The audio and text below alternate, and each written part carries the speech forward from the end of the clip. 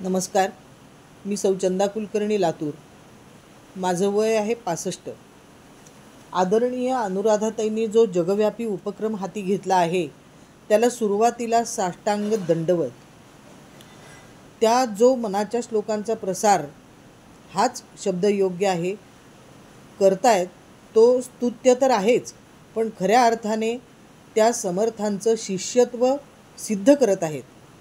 तर त्यांच्या ह्या प्रयत्नांना यश येण्यासाठी माझ्या मनापासून शुभेच्छा.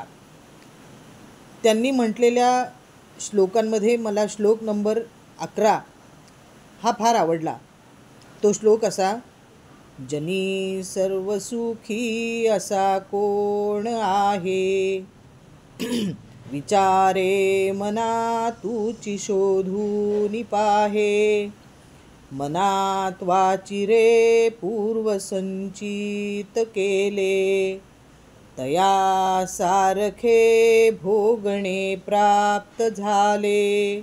जय जय रघुवीर समर्थ.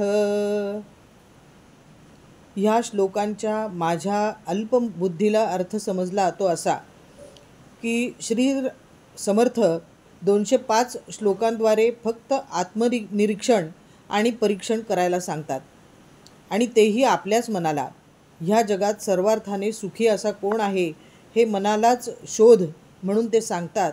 आणि खरंच प्रत्येकाला काहीतरी चिंता दुःख आहेच.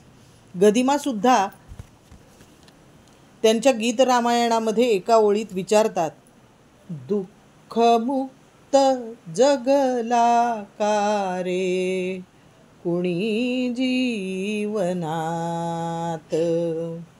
आणि समर्थ लगेच तिसऱ्या ओळीतच त्याचं उत्तरही देतात: अरे मना, तू जे कर्म केलं आहेस त्याचंच हे फळ आहे.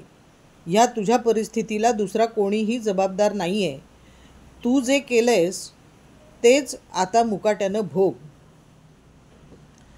जय जय रघुवीर समर्थ.